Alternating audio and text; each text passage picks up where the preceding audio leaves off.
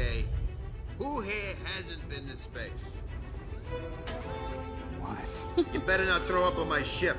Approaching jump in 3, 2, 1. We'll look at this with you guys and then go from there. No woman, no cry.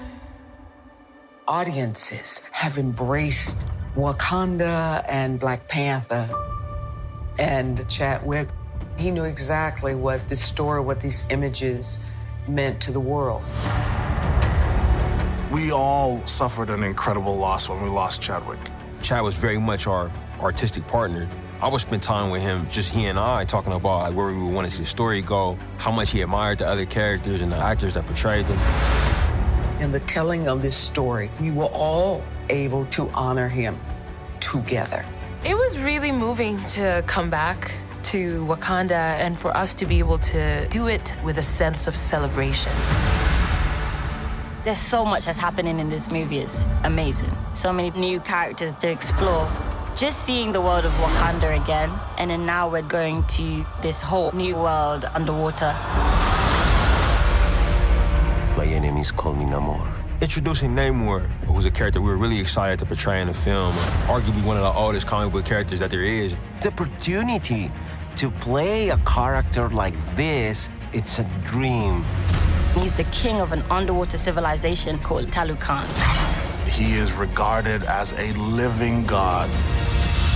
I need to know if Wakanda is an ally or an enemy. The level of care creating this story, it is astounding. And so it just really felt like for all of us to give it everything we have and more. I'm just so grateful and blessed to be a part of this. The actors were filled with emotion and passion. I am queen of the most powerful nation, and my entire family is gone. Altogether, we ended up using those feelings to create something really special. The action and adventure with the emotional stakes so high. Things are happening up, down, and everywhere. I'm so excited about the world being able to tap into Wakanda again. How each character takes on new challenges. And I'm excited about us honoring Chad. Yeah, he would want us to just inspire the world.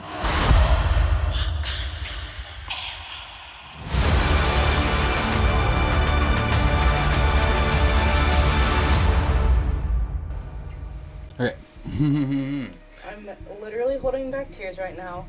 Oh yeah, every time they talk face. about Chad, it's tough. It's sad. It's so tough. It's sad.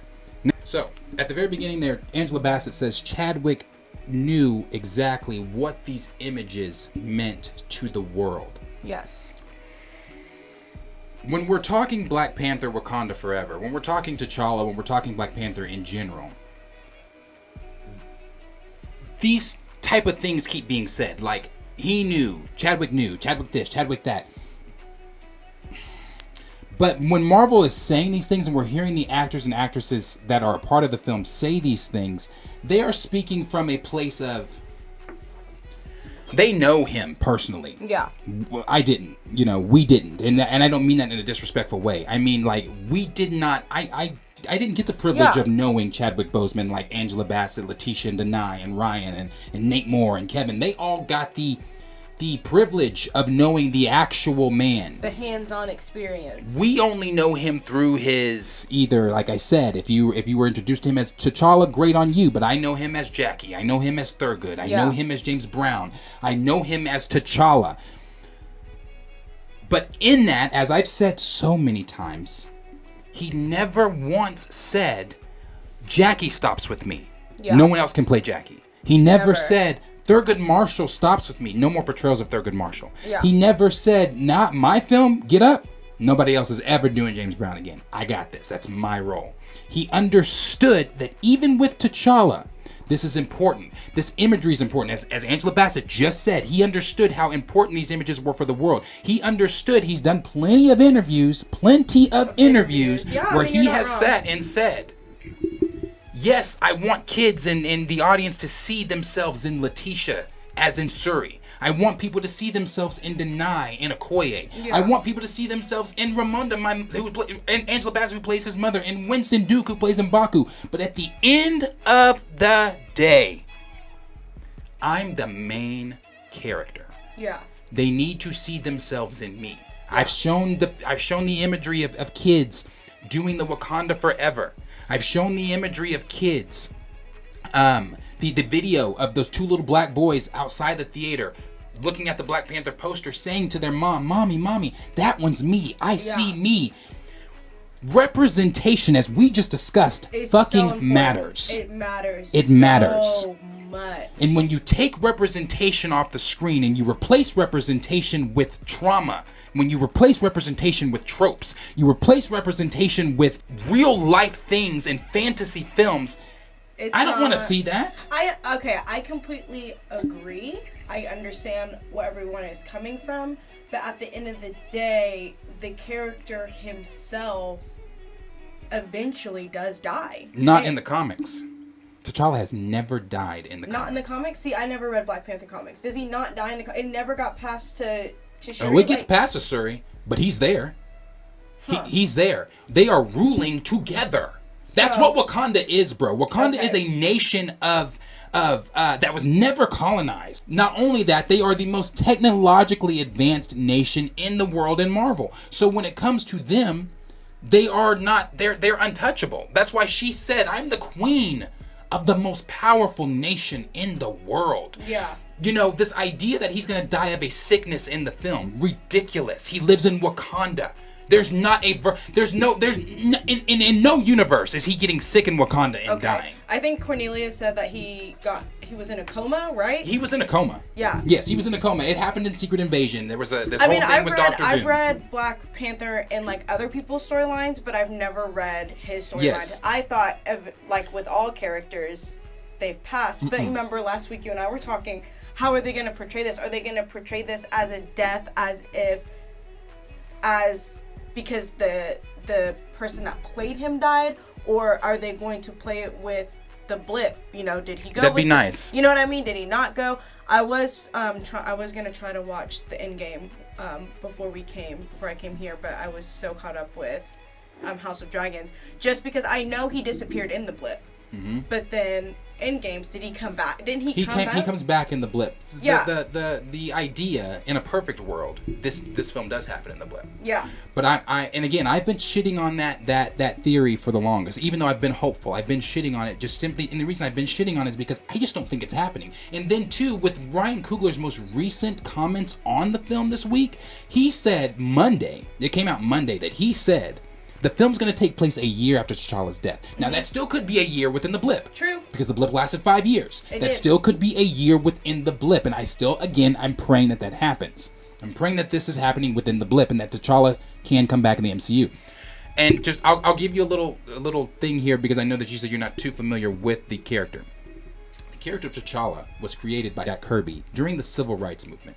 When they were riding around, Jack Kirby, and the way he eloquently put it, riding around and all these black kids are reading our comics, but the blacks don't have anybody that looks like them. Right. They don't have a character that they can look up to. So they created T'Challa, the Black Panther. And in creating T'Challa, the Black Panther, it gave our community representation. Not only gave our community representation, it painted us in a light that we had never been painted in before. Right. We had never been seen as we've been seen as superheroes, but we've either been seen as the villain or the absentee dad or the drunk or the sidekick. It was nothing ever positive. It was never, yes. And if it was positive, it was never consistent. Right. Okay. And when they made T'Challa, they gave him the role of King T'Challa. I want to stop that too. When they created the comics, it was never, we created the Black Panther comics. No. They created T'Challa, the Black Panther. Okay. And he goes on to be the Black Panther still today in his comics. At no point does the man ever die. So when it's like, when you're looking at the representation part of this, you're looking at how long ago the creator, because the character, it's literally Black history. Yeah. The character is literally Black history. There are comics of him beating the shit out the KKK. Yeah. There are. I mean, he first shows up in the Fantastic Four I'm gonna comics. have to like really sit down and get into his comics. I mean, it's dope. The character is he's a bro. That is why he's literally on the front. Makes sense. He has a whole 2 pages to himself in here. Why? Because the character is so important to the Marvel lore in general, not just his comics. But T'Challa plays a huge role in Secret Wars. Secret Wars comes out in 2026. He is one of the ones that's wielding the gauntlet. Yeah, he's a huge part of when Secret Wars first opens and the Time Runs Out comic, when it first opens, it opens with T'Challa. Yeah. It opens with him. You know what I'm saying? He gets the Illuminati back together. The Illuminati went to T'Challa to have him, they asked, join the Illuminati. Where did the first meeting even happen? It happened in Wakanda. Yeah. It's just like, you're erasing a character that is so pivotal, that has so much history in the story that you're trying to tell. Right. So, this whole thing of, well, you still get Shuri. Fuck off with that, though. Yeah. I'm not saying like I don't want Shuri. I'm not trying to say that to be misogynistic, because I'm not. I love female superheroes, but we don't have to erase T'Challa to add Shuri. No, so I guess my biggest thing and my biggest okay, how we're gonna do this, and I guess that was your question too, is in this movie, are we burying the person, or are we burying the character? Because now I can understand where the frustration comes from, because initially the character never dies. So the thing is, they're honoring Chadwick, so they say. Yeah. They say this is to honor Chadwick. But we are burying the character with Chadwick. And I just disagree with that. Yeah. And the reason I disagree with that is, again, I can see I'm that. not being unsympathetic to the mourning. I personally mourned, bro. Yeah. I'm going to mourn again, because I'm going to have to sit through another funeral of Chadwick's. Yeah. So I'm going to, not only that, I'm mourning Chadwick, but I'm also mourning T'Challa, because you're killing that character. Right. So I'm now going to be in the film, during the funeral, crying again, watching you kill this character. Which is something you don't have to do. He never wanted you to kill the character. We can honor Chadwick, but if you're going to honor him in the way that he wanted.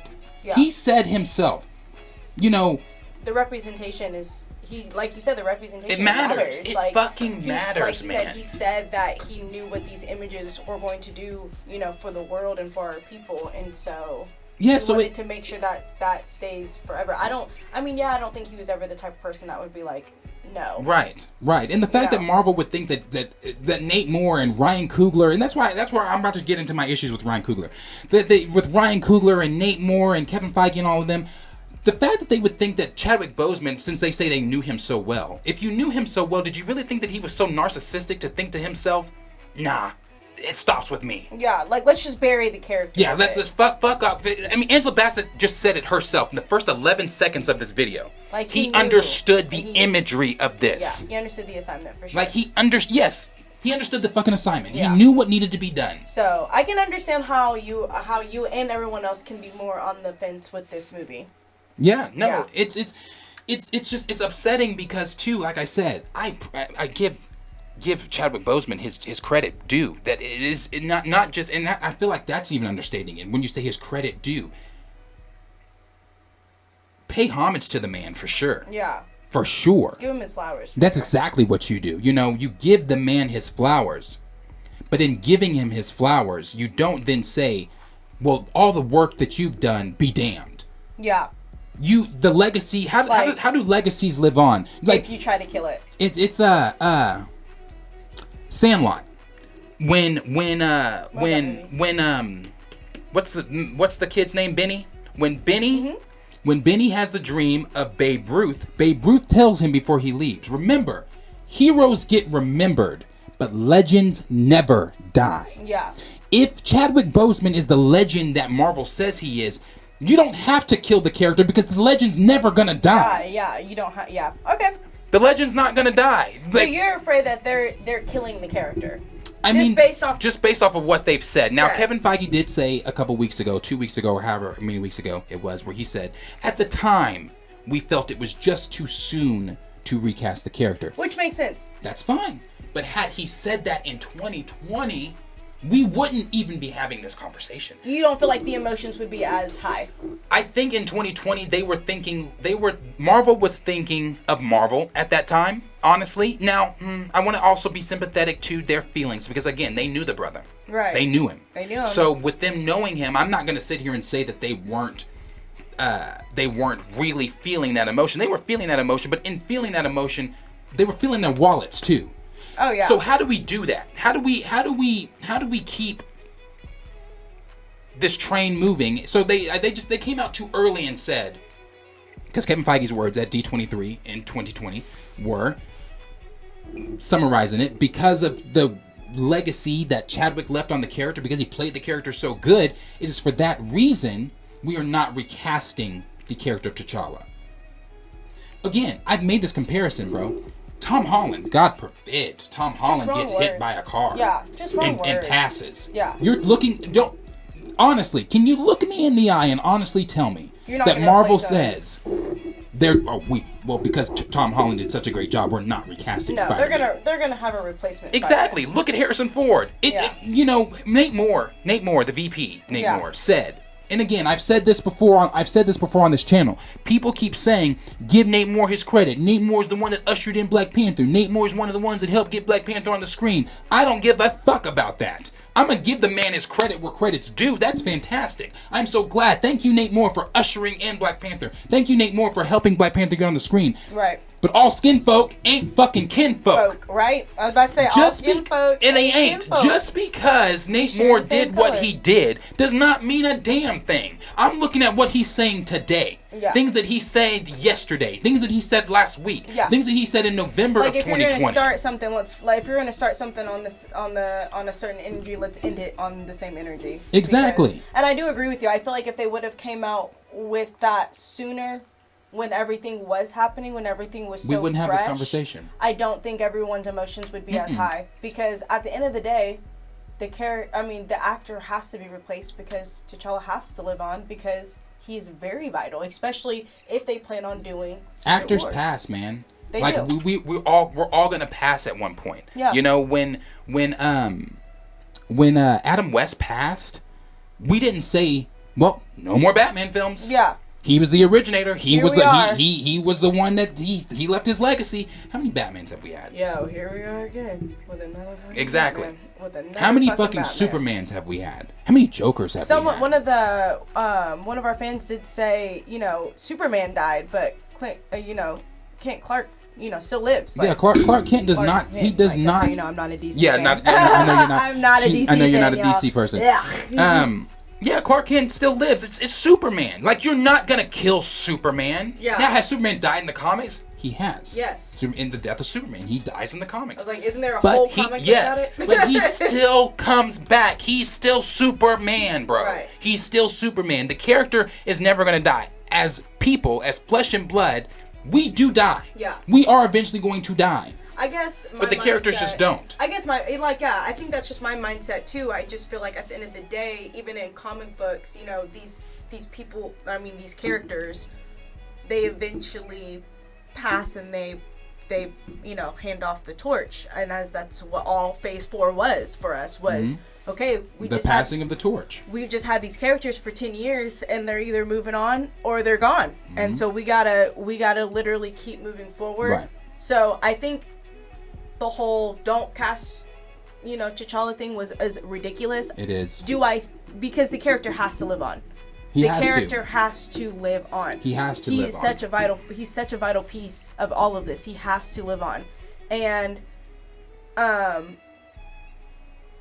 he has to. There's just no other way. He just has to. But I do agree that they shouldn't. I do agree that they shouldn't have recasted him for this one. No. And I want to say that too. I'm never one of the ones. Now, for those of you that are new here, if this is new for you and you're not aware of it, I know that you're a little, you know it, but you don't know it. Yeah. The recast movement was created by E-Man over at E-Man's Movie Reviews, Emmanuel. And one of the things that he specifically put in there is that recast T'Challa is not when you see the hashtag recast T'Challa. It's not saying, oh, I better sit down November 11th and he better be in the film. No. It's not saying, I don't want to see that female be Black Panther. Right. No.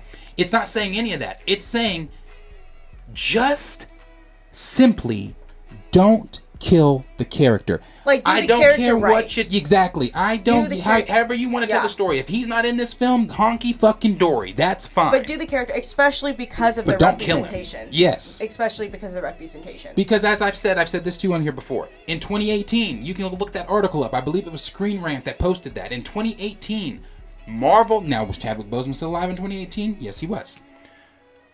Who was about to lead the Avengers after this new phase? T'Challa. T'Challa was going to be the leader of the Avengers team. He was going to be the new leader. Just because Chadwick passes does not then mean you negate those plans. Does not then mean you throw away, because you're throwing away the character. Again, T'Challa has Chadwick Boseman has said in interviews where he talked about, he's like, when you look at like one of the Ocean's films with all these white actors you've got in there. Ocean's 12. There's like 13 of them. You look at all of those. You got all these white actors in there, and no one bats an eye. No. Because it's like, oh my God, we got all these brilliant white male actors in one film. But then someone asked Chadwick said, but you never see Lawrence Fishburne, Samuel Jackson, Denzel Washington. You never see those greats in films together. Because it's just not done. And then he said, we don't like the conversation, his words, we don't like the conversation around there can only be one. He said, because it pins us. When he said it pins us, he was talking about other Black actors. It pins us against one another. It makes us feel, it's debilitating. It's frightening. Yes. So he was saying, no, I don't want the buck to stop with me. Yeah. If anything, exactly, it needs to keep going. It needs to keep going. It needs to keep going for the representation fact. And let's have an honesty moment here, because at the end of the day, the people that are representing these characters are actual people. Chadwick, he knew he was sick. He knew that he was dying. Yeah. If you go back to look at interviews, there was a lot of his coworkers who didn't know the extent of his sickness, at least. You know what I mean? Like, they knew he was sick, but they didn't know the extent of his sickness. So I think he went into this movie. Actually, I'm sorry. No, go ahead. I want you to finish that thought. But no one knew he was sick, though. No one knew he was sick. Nobody right? but his family. Okay, so I was like, I didn't know if they knew the extent. I knew they didn't know the extent of his that he had cancer. But I would think physically, you would probably look at him some days and be like, something's not right. So I'm pretty sure he went into these movies, whether he knew at the time or not, or when he did find out of how important this representation is, and why he made it very clear of, I'm not going to end T'Challa. T'Challa does not end with me. It will forever be passed on. Should ever be cemented. Yeah. The character should forever be cemented in. And to move to in the same topic, I'm just going to move to what Nate Moore said this week in one of his new interviews he did. In the latest issue of Total Film magazine, Marvel Studios VP of production and development Nate Moore spoke about the studio's decisions to not recast the role of T'Challa ahead of Black Panther: Wakanda Forever. He admitted that it was a difficult decision. Again, they know him. I would expect it to be difficult. Yeah. But one of the things that Nate Moore said too was, well, let me finish this. But in the end, it was one that everybody in the studio trusted as the path was illuminated. I don't know. This is Nate Moore speaking. I don't know if anything about it was an easy decision, but it was a decision that once made, we all believed in, and it led us on the path forward. Moore couldn't see. Now this part is what gets me. Nate Moore, bruh, God. Moore couldn't see a way to tell another young actor that he was playing T'Challa in the MCU. Even being very aware of the talkback, when the talkback being the recast conversation regarding the choice. But it was a call he couldn't make, although he made it clear that the calls for the role to be recast are fair. This is Nate Moore again. I could not imagine turning to the best young actor in the world who wasn't Chadwick and being like, okay, so you're T'Challa. I could not and cannot imagine that. Okay. But that's not your place. I really couldn't. Other people will have a different answer to that, of course, to that question. And we're very aware of the talkback, the recast, and how people feel. And I think all of that, to be quite honest, is fair. Everybody is going to have different opinions. I can just say after being in it, I couldn't do it. I couldn't get there. What do you mean you couldn't get there? Then get somebody else to. That's it.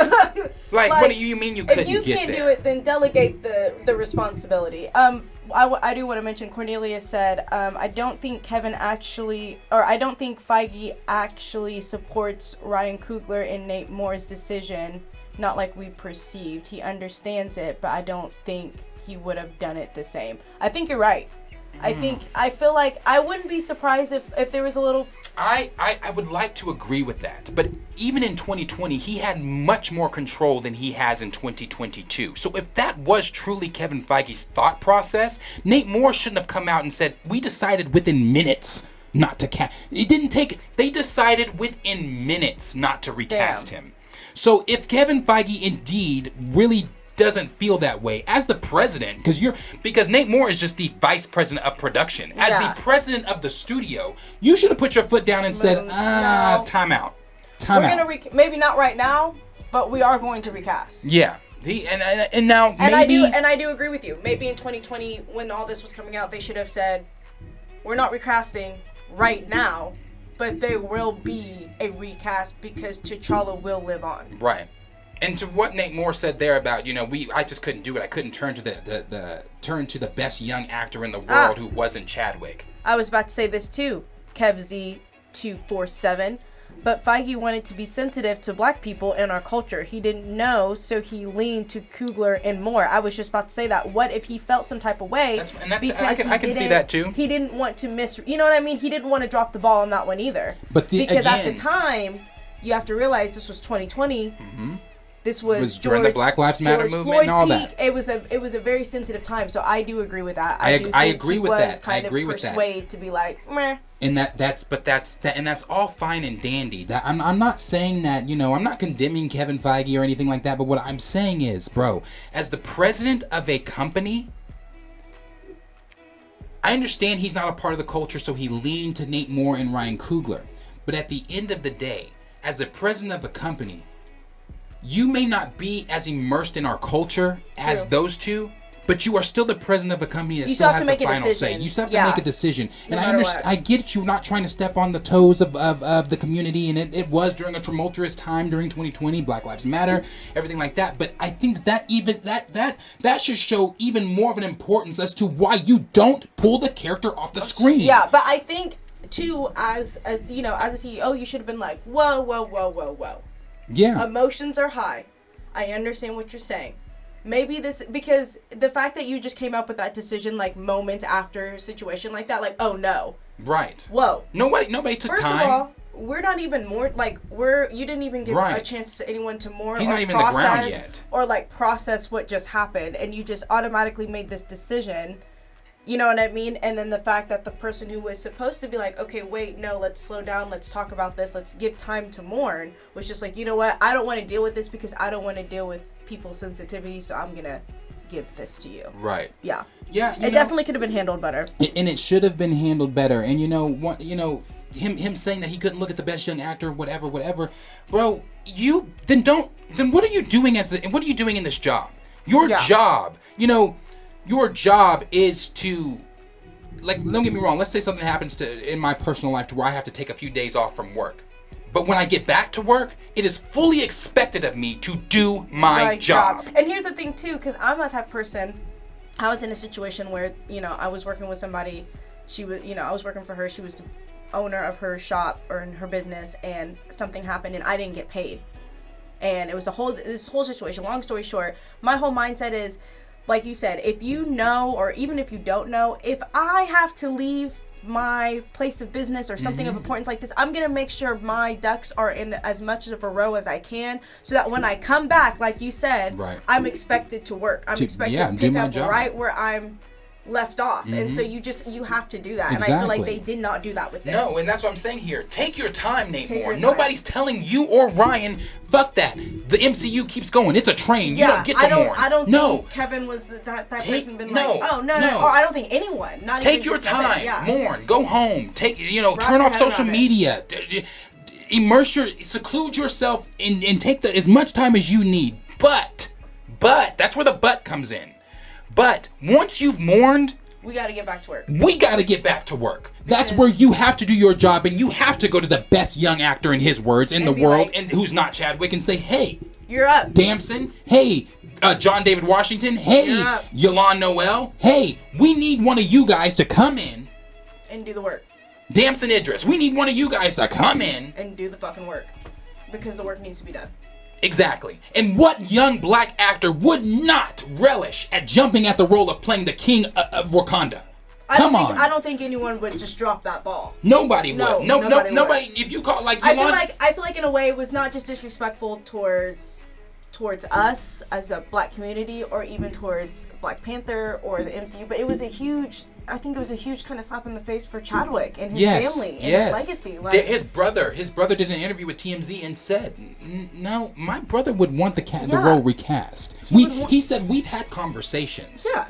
So his niece. But the fact that even came out and said it. That I don't know. I think that's the part that's just even more frustrating, because I think for me, I'm a very considerate person. So if I knew Chadwick and I knew the impact and I knew where his roles were in this character, I would want to go to his family and be like, we want some form of advice or opinions of how you want this to be portrayed, because at the end of the day, even though this is a character, this is a real life human, this is a real life situation, these are real life emotions and grievances, and we have to respect that.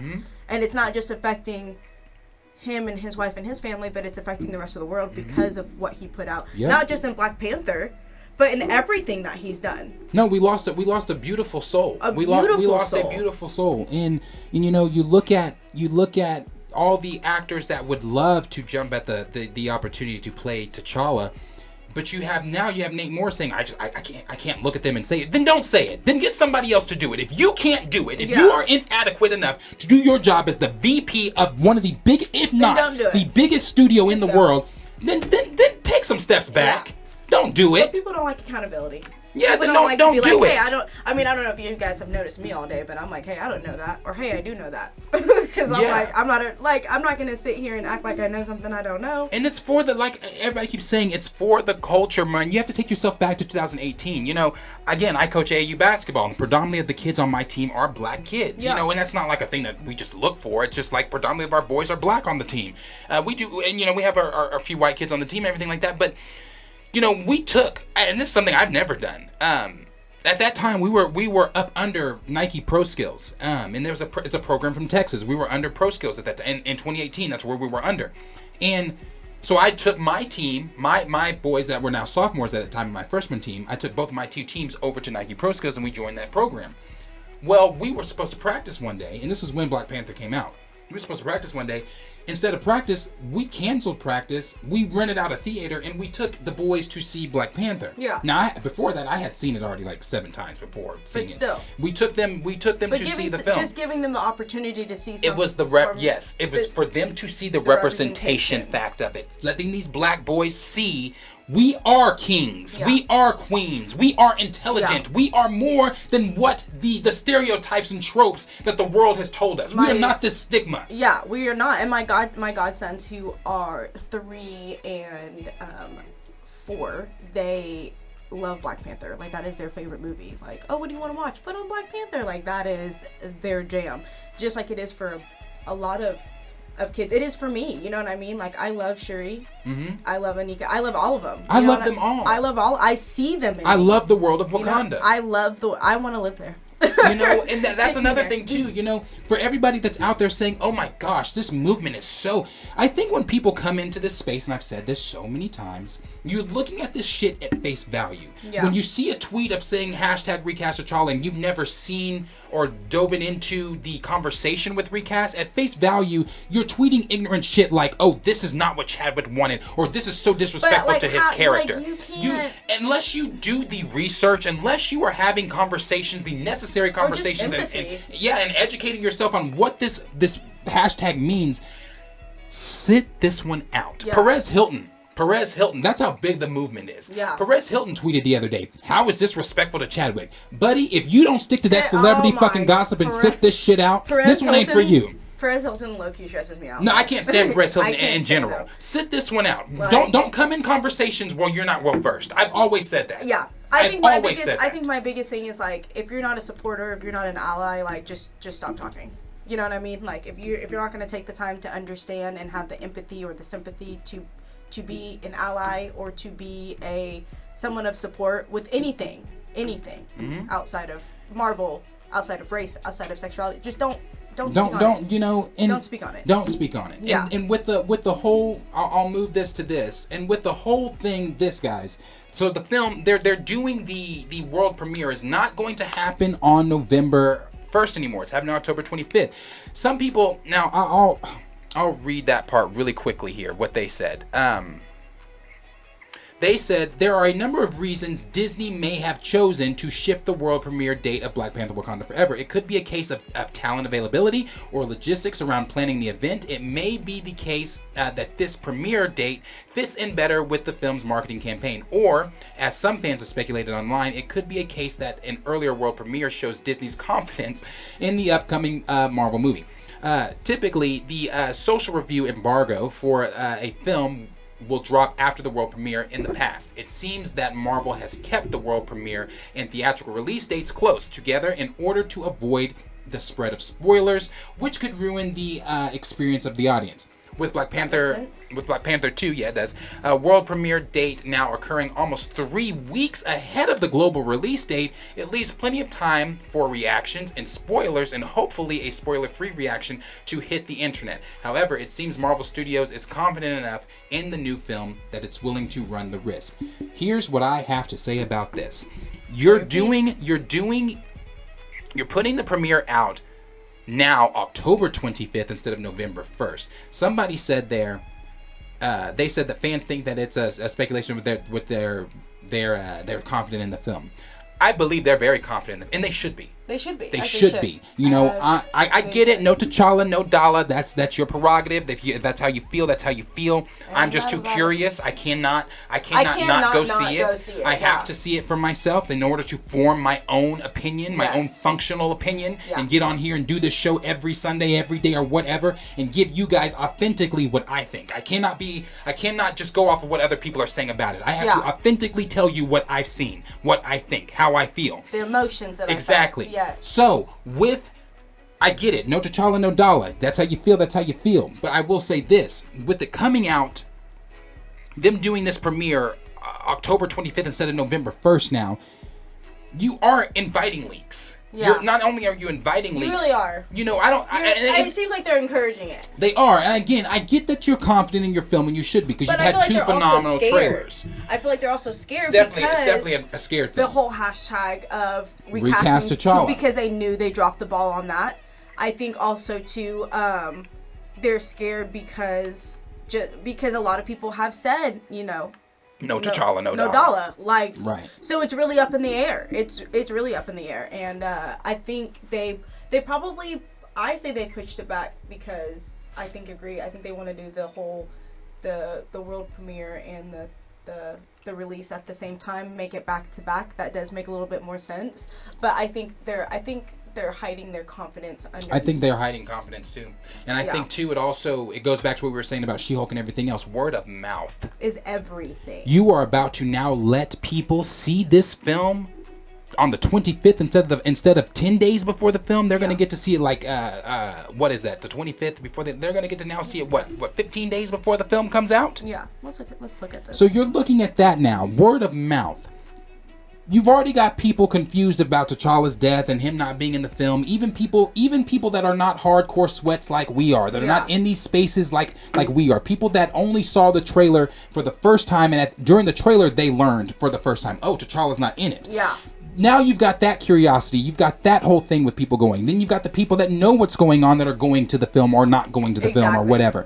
Now the word of mouth is going to be, even if the film is brilliant, which the film may be brilliant, but you're going to have the conversation around, because it could go one of two ways. It could go ways where the general audience was like, even without T'Challa, that was great. Yes. But it could still go a way where it was like, no. They should have put the main characters back in his film. So then this is my next question.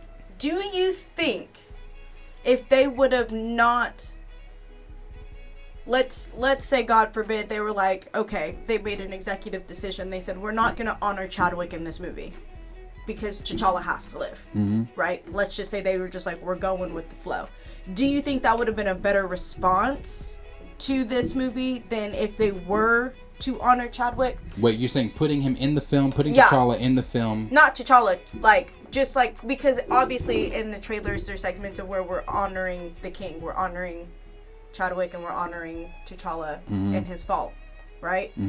Do you think if they were like, okay, let's not, we're gonna just basically, we're not gonna address the fact that Chadwick has passed, right? And T'Challa has, you know, like if they would have just kept it going as if he didn't pass, do you think that would have been a better response to this movie compared to if they would have, instead of them taking the time to honor Chadwick? Of course, like I mean, it's right to, right, because it's Chadwick. But at the same time, do you think if they would have just been like, you know what, it's been time has passed enough to where we're not going to address this and we're going to keep it going, because as I've learned today, T'Challa does not die. He lives on. I think what they could have done, they already did that really beautiful tribute to him when he passed. Marvel did.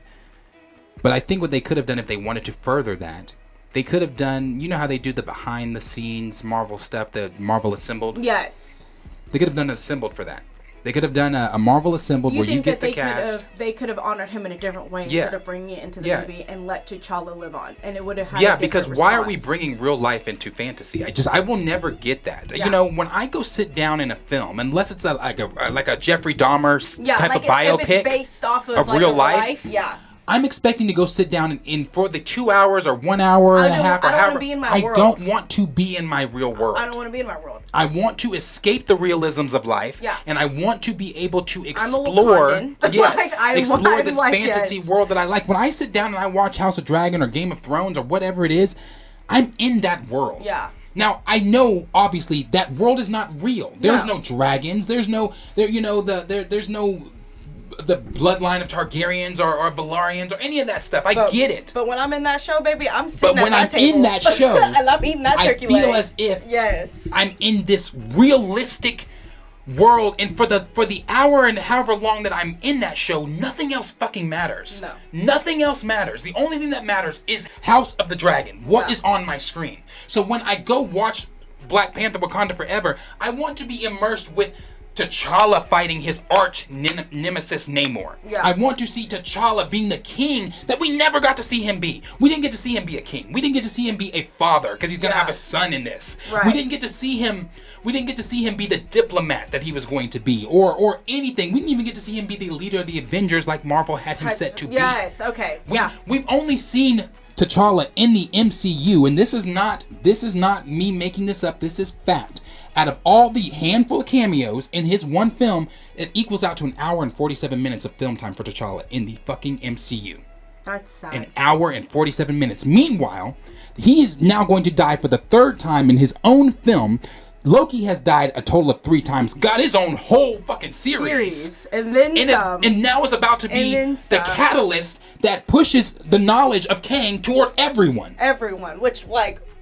So no, I don't want to hear like, oh, well, you know, it's just a character. They die. They did this. They did that. No. T'Challa's not just a character. Wow. So they according to my knowledge, they just kind of really dropped the ball on this one. They let their emotions get the best of them. Yeah. For sure. They let their emotions get the best of them. And that's, again, I'm not faulting you for being emotional. Yeah. I'm not faulting you for having emotions. Shame, shame, shame. I know you're gay. I mean, and then like I said, with their confidence, it could be a thing where they're overlooking that people still have issues that the film franchise's main character's not going to be in it. So that's that whole thing. And KevZ247 said, I don't think they were emotional at all. Sorry, I probably put a little bit more sass in there than you wanted there. Kev, but that's fine. And they may not have been emotional at all. But you know, and I don't want to I don't want to speak on someone's authenticity. Yeah. No, especially if we don't know these people. Yes, but unless they've just given how me... everything has gotten out and how everything is portrayed and what is being perceived. And I just feel like all of them, including Feige, has been in this game long enough to know that perception is everything, word of mouth is everything, and they just... And I said this last week too. Ryan Coogler said, you know, with the death of to Chadwick Boseman, he almost stepped away from directing. And this goes back to what I said about Nate Moore. If you feel as if you can't accurately tell the story with the franchises, then step the fuck away. I did see that, and I thought that was very big of him to admit that. The fact that was great. If you admit it, that's fine. I don't think I was in a place emotionally where I can give you guys what you wanted because my emotions were so enwaved that I almost stepped away. Yeah, no, and that's all I ask. If that's how Ryan Coogler felt in that moment, then step away from the film. And that's why everybody's saying, "Oh, Ryan Coogler would be great for Secret Wars." No, sir, no. Ryan Coogler has this weird fucking fascination with Black Death. I don't know what it is. I don't know if it's because the brother might have grown up without his own father, or maybe where he grew up. Thing. Maybe it is. I don't know. But the rest of us don't have that fucking fascination. Maybe if he controls the death, then it's not so. I mean, but you look at all his films he's done. Yeah. In every film he's done, there's Black Death. Like, I agree with you. I completely agree with you. And I understand why people are like, I don't want to go see this because I'm tired of seeing Black Death. I'm tired of seeing Black trauma. But at the same time, I can't go and not see this because I'm also the type of person, okay, this is where we are now. How are we going to get from, we're literally at A with Black Panther, and how are you going to get us to Z? Because Secret Wars are coming here in the next couple years. And and I don't know if you guys feel it, but time is going. Time is moving. Time is moving. It is moving. And like I said, then you've got again, you have the people that come into this space, the people that come into these conversations that really don't know the history of the character or know the history of the hashtag, that are just so sure of themselves. Yeah. I think that's the thing that bothers me the most about people on the outside of the recast movement, is that you're so sure without any fact. You are so sure and I don't think people realize how ignorant that makes you look when you enter bro. I will never. I see conversations on Twitter that I'm not well versed in. Yeah. I don't enter them. No.